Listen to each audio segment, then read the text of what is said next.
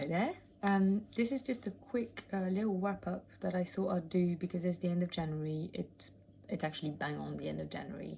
It's just a good idea to kind of like close what I've read and just like put it behind and kind of announce a little bit what I'm going to do this month. So I read 3 books. I'm going to pop my bullet journal just in a second so you can have a look at what's happened this month. But basically I read 2 YA and 1 adult fantasy.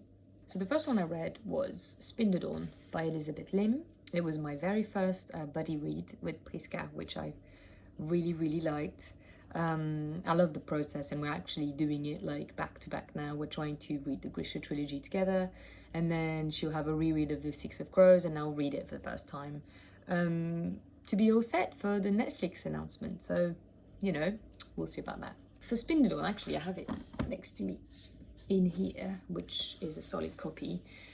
Spindle, I don't know. We kind of realised together that YA might be a bit too different from what we like anymore. I don't really know how to say, but I feel like we're growing out of it slightly, and all the YAs that I've been reading recently or listening to have been like kind of the same feeling of like, you know, maybe I'm growing old, but the romance there didn't really appeal to me.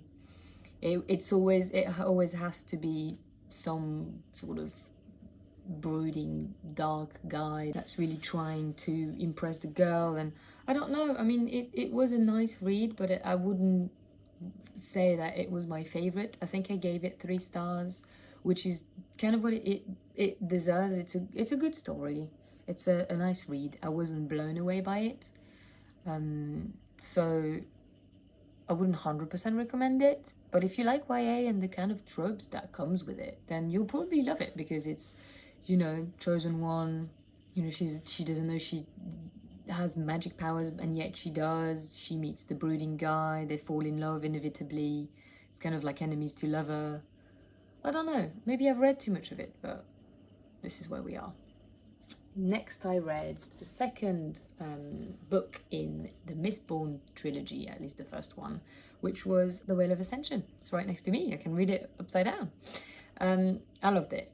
I really like that one. This is why I think maybe my tastes are changing. I'm not saying this is better than something else, but definitely I prefer it. So yeah, but I've been listening to it because I can't stop liking the voice of Michael Kramer.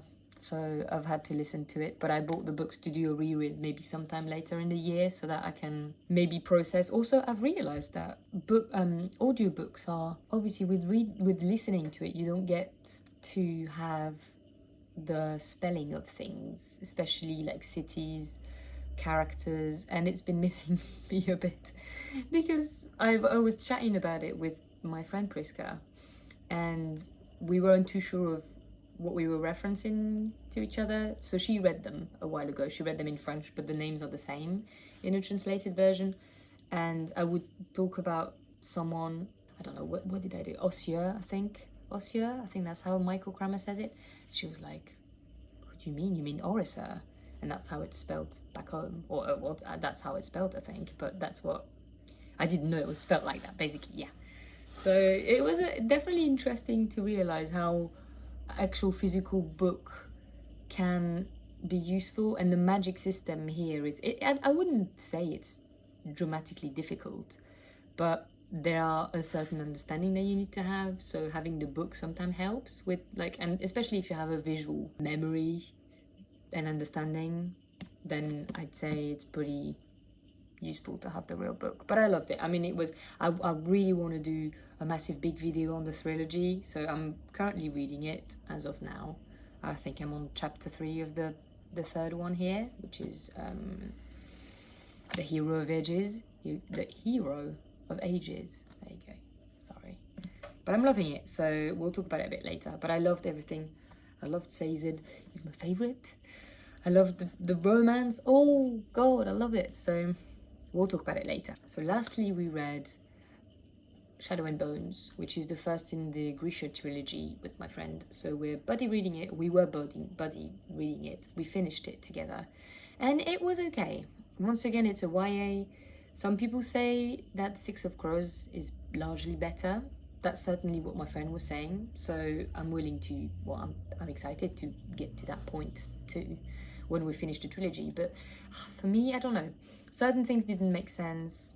I wasn't really caring for the characters as much as I think I should have. I was rooting for the Darkling, but only because I was expecting a layer of greyness from him. Like the brooding type, yeah, a lot of people like that, and I'm one of the ones that can easily fall for it.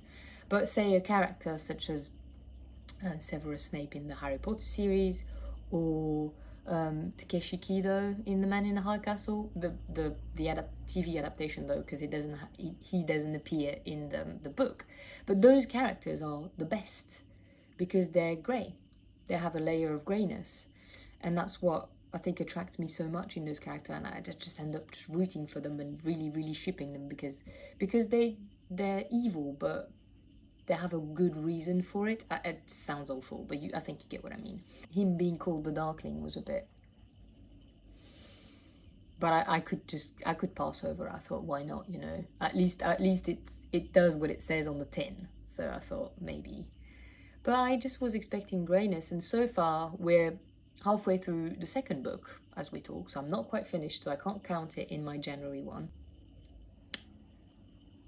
But he's still evil, so yeah. I haven't had a favorite character yet, which is usually telltale sign that I'm not really invested. I quite like Jenya, but she's a bit of a wet wipe and she's a bit weak, and we don't have, that's what I mean, I think we don't have enough context. I think things are kind of dumped as like just lore, so this is what it is, like this person is really sad all the time and I won't tell you why, but this is just the way it is. And I think it's really difficult for me to grip if I don't have an explanation sometime soon. So yeah, I feel like I haven't lived anything with them. I feel like Alina and Mal are just sort of like running around the block, like escaping everyone. They keep being captured again. It's just sort of a back and forth. I kind of feel like I'm reading a YA magical version of Tom and Jerry.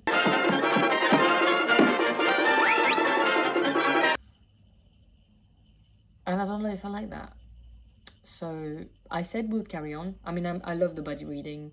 There are certain sides that I like. I kind of like the whole like magical hierarchy within the Grisha, like Etherokai, and just this kind of hierarchy is quite pleasing. I think it's a good idea, even though I feel like I've seen it somewhere, but you know, I like it. So it's not like if I'm willing to DNF, it's just... So that's what I've been reading this month, and next month I want to finish Sanderson. Well, finish. I want to finish the Mistborn series, the book 3, and I want to do hopefully a big video on it where I just kind of like tell you my opinions and things that work. And I mean, I'm super excited. I gave through all the books 5 stars. I've been really impressed. It's really my jam. So there you go. I'm just really, really pleased with it. Which is nice because it hasn't happened in a while, and this is giving me, you know, the reading feels again. I want to do a reread of the Edge Chronicles, so I'm not too sure how to proceed. I've got them in French and English. I just got, actually I'll show you because I'm very proud of myself.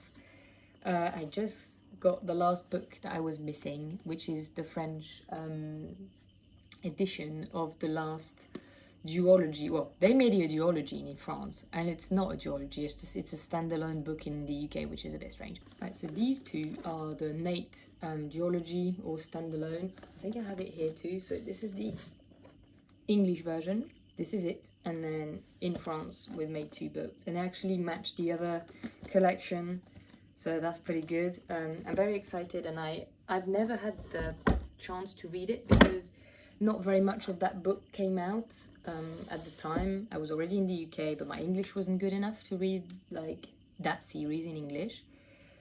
And long story short, I saw it again. It was very expensive, but I bought it because I thought I don't want to pay £175 in 10 years' time.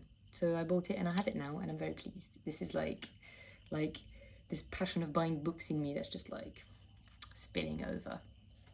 But there you go. So I actually, now I've got this missing piece. I want to do a reread of it but I don't know if I want to do it in English or French. We shall see about that.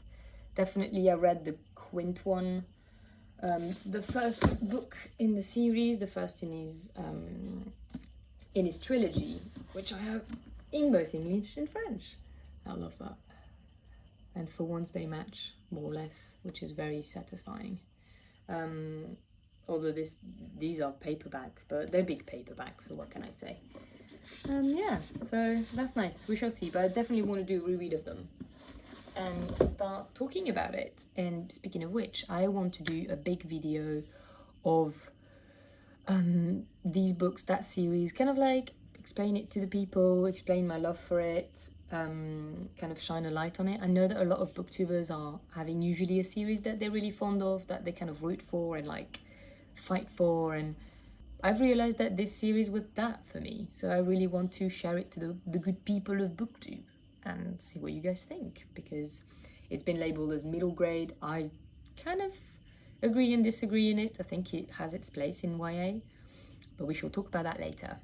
Let's roll with February. I'll finish the second book of the Grisha trilogy, which is Rise and Ruin.